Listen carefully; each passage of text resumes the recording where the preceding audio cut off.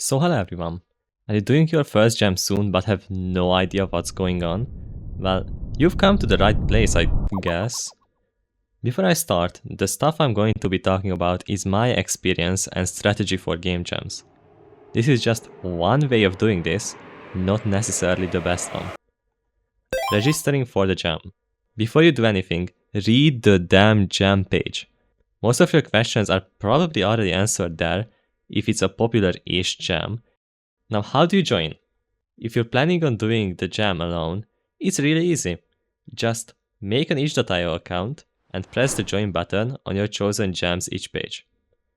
Registering as a team isn't much more difficult either.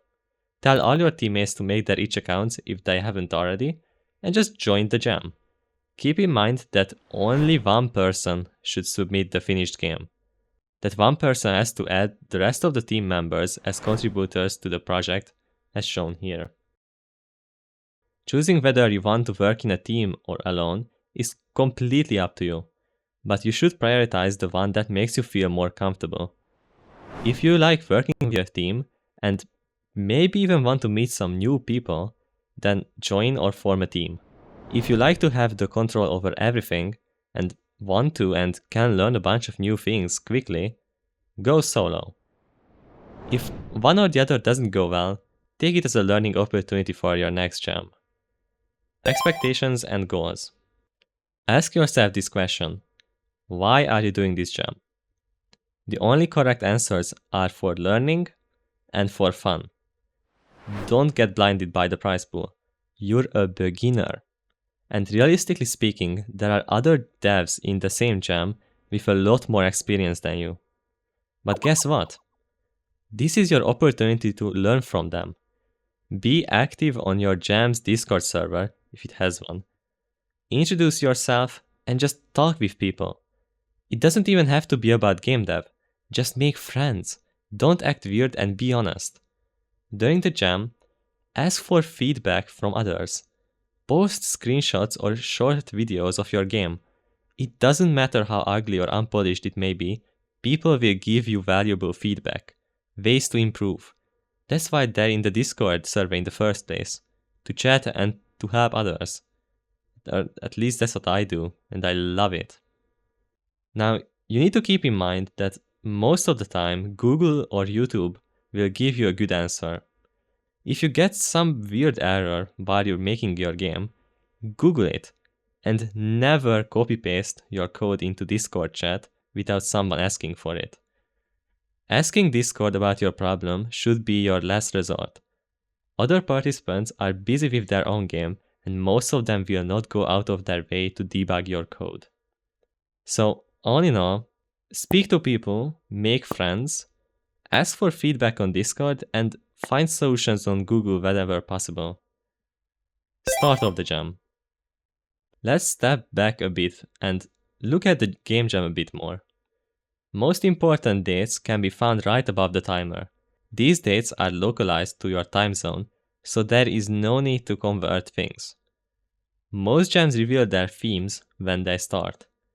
There are a few exceptions to this. Some jams, like Brackies, have a way to vote for their theme. It's usually just Google Forms, and you can find a link to them somewhere on the page or Discord server.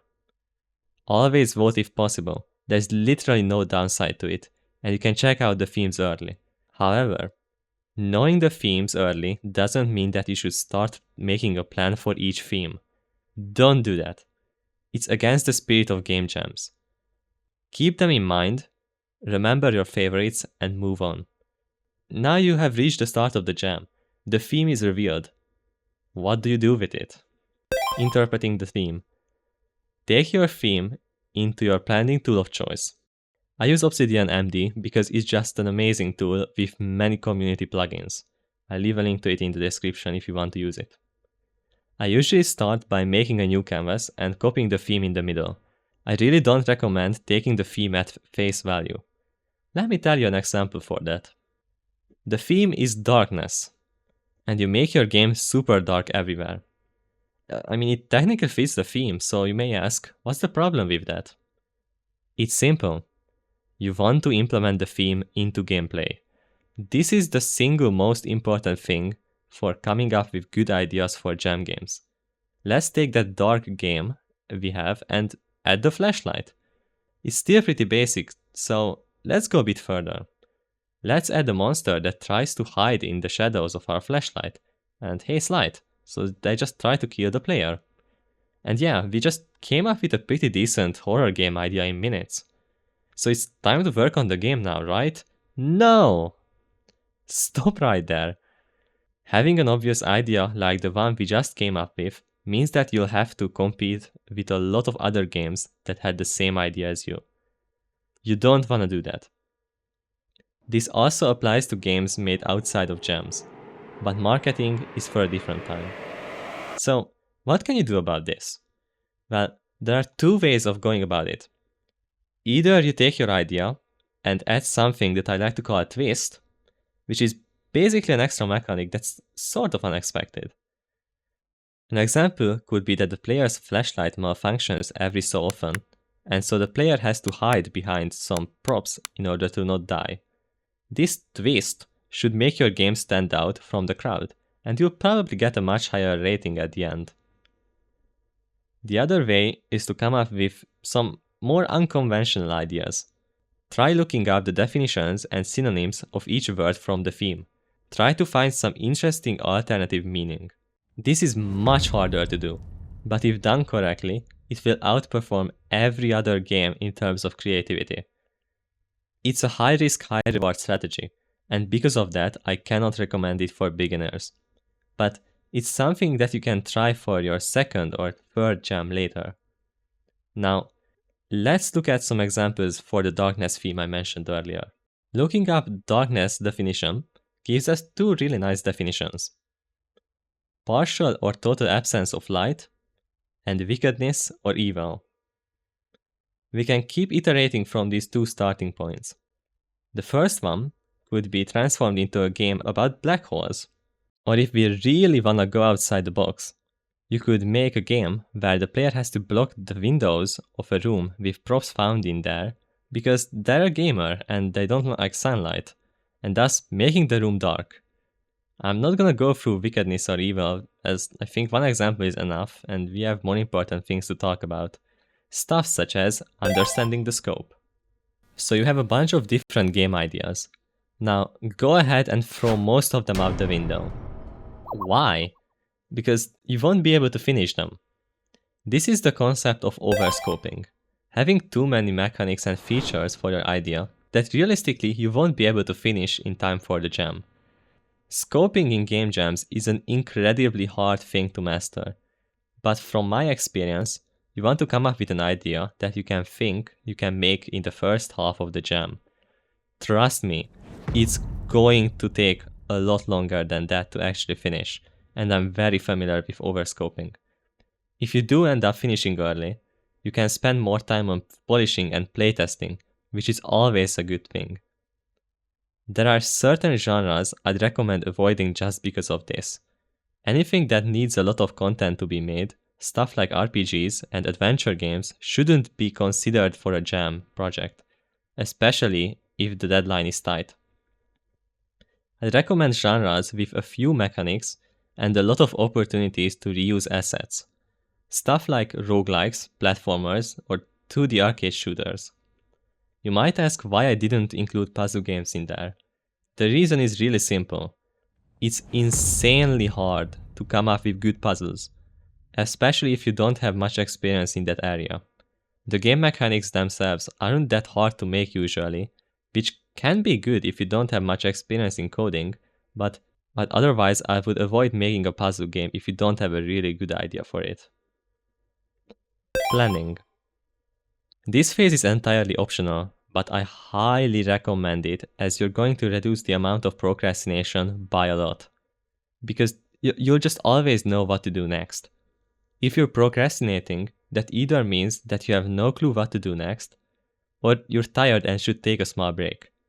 And if you have no clue what to do next, just take a break and come up with more tasks for yourself. Make them as detailed as possible. The reason for this is how motivation works. Crossing off a task gives you more motivation, which makes you want to work more. The more detailed your plan is, the more tasks you can complete, and the more motivation you get in return. It sounds really silly when you put it into words, but that's actually how it works. Humans are weird. Also, planning is one of those things you can do while you aren't actively jamming, like during breaks at your job or school, and it makes a huge difference once you get home. Knowing what to do next is by far the biggest time saver in both jams and long-term projects. For planning, I use Obsidian's Kanban plugin, which is basically a simplified version of Trello inside Obsidian. I end up making a bunch of to-do categories such as sound design, game loop, player mechanics, and polishing. Another way to go about planning is by making a game design document, a GDD. This is actually a requirement for the upcoming Pirate Software Jam that I'm going to be joining and streaming on YouTube for probably about 2 weeks straight. I can't really say any tips for it other than look at an example GDD or try to find a template and try to work from there. It really shouldn't be that difficult. So, can we work on the game now? Tips for making the game. Honestly, I don't have that many tips for making the game itself. You just sort of do it according to your plan. I'd recommend by starting with player mechanics first, and once that's done, move on to the game loop. A lot of people say you shouldn't worry about your visuals early on, but I think you should work on it as you go. Having something nice to look at while you're deving makes you feel better about your game, and also makes your screenshots look better when you send some in Discord.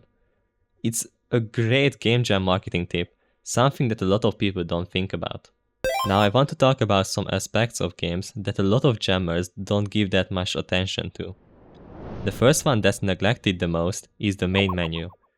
It's one of the most important parts of your game because it's the first thing that new players will see. If it looks unpolished, it will give the player bad first impressions, which is really not good. The second thing is a proper settings menu, if applicable. The minimum should be some sound sliders and a full screen toggle for non-WebGL builds. If you're making a first or third person game, add camera sensitivity to that list. You don't need to make these settings save, especially not for your first game. And the last one is music choice. Now I understand why you would resort to using royalty-free music.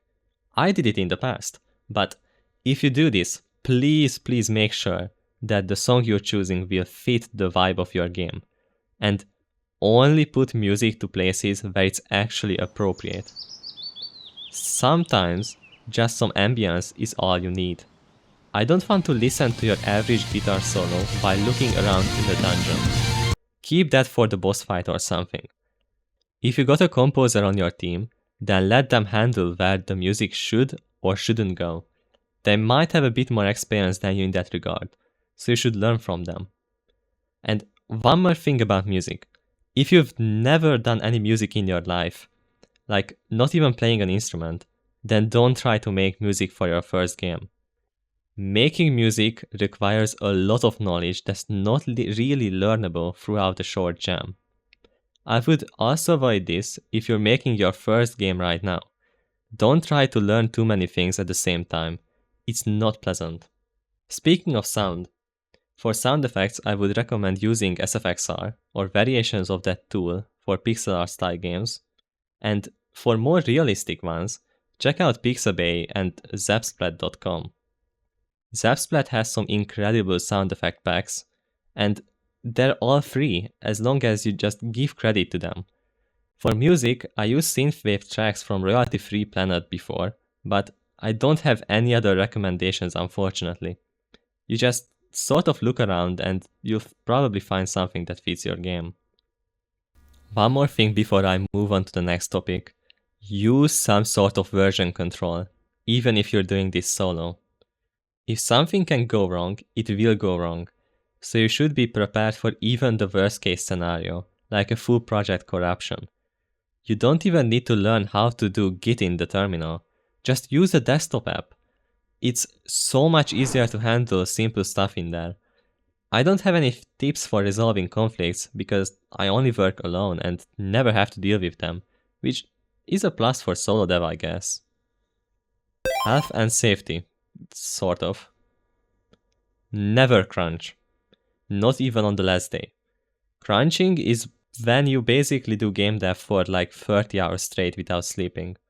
If you need to crunch on the last day, that means you have overscoped by a long shot, or there was some sort of unforeseen disaster keeping you away from working on your game, like social life. God, imagine having that.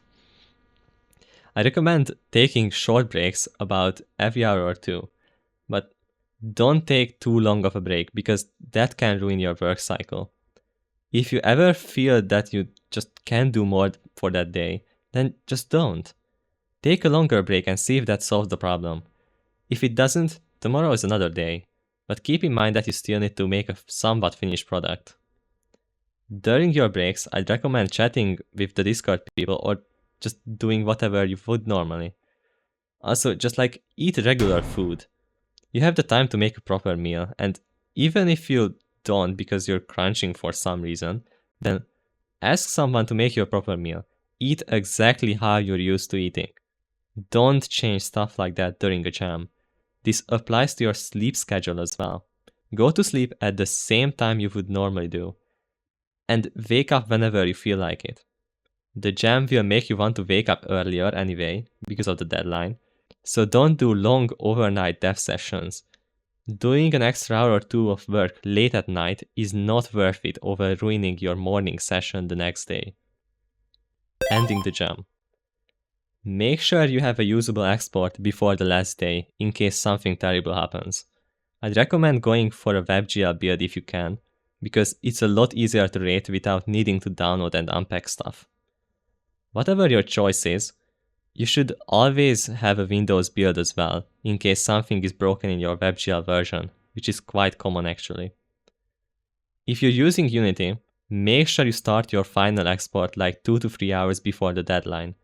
WebGL exports can sometimes take up to like 15 to 30 minutes because Unity moment, I don't know. Keep that in mind because I had issues with that before and had to submit late because of that, which isn't always a thing for all jams. Once you have your exports, make sure each platform is in their own .zip file. Don't use .rar, use zip. Create a new project in each and fill out the details of your game. Make sure you have some nice, diverse screenshots that try to tell the user what you do in your game. You can change almost all of these settings during the rating period, so don't worry about them too much for now. Scroll down a bit and upload your builds. Don't forget to select the platform as well, because if you forget it, people can't properly install your game on the itch app. And it's a pain, even though it's just a few clicks for the developer. After you're done filling out your game info, make sure that you set page visibility to public at the bottom of the settings page. You need to do that in order to submit your game to a game jam. Once you're done with these settings, head over to the jam page and click submit. Most jams have a bunch of extra information you need to fill out there, so just do that. Make sure you select the correct project at the top and hit submit. Now go back to your project page and look in the top right corner. If you see the jam you submitted to, good job, you did everything properly. If not, then try again, and make sure you didn't submit another project on accident. If you did, make sure to remove it by clicking on the jam's name on your project page and clicking the remove button. If everything seems fine, it's still not over yet. You need to make your page prettier. I'm going to leave that for you to figure out because honestly this video is already getting insanely long and there's still a few last things I want to talk about. Giving good feedback. Takeaway, learning opportunity. The jam is over. You look at your score, however bad or good it is.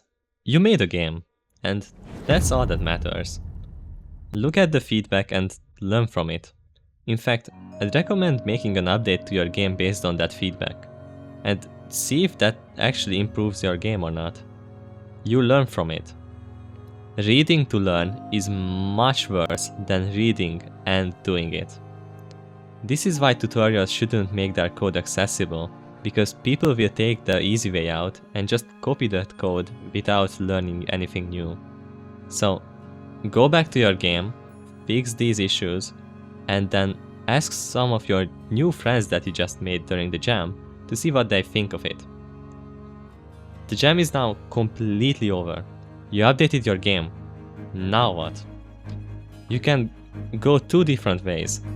Either you join another jam so you can learn more in a short time frame, or you start your own project.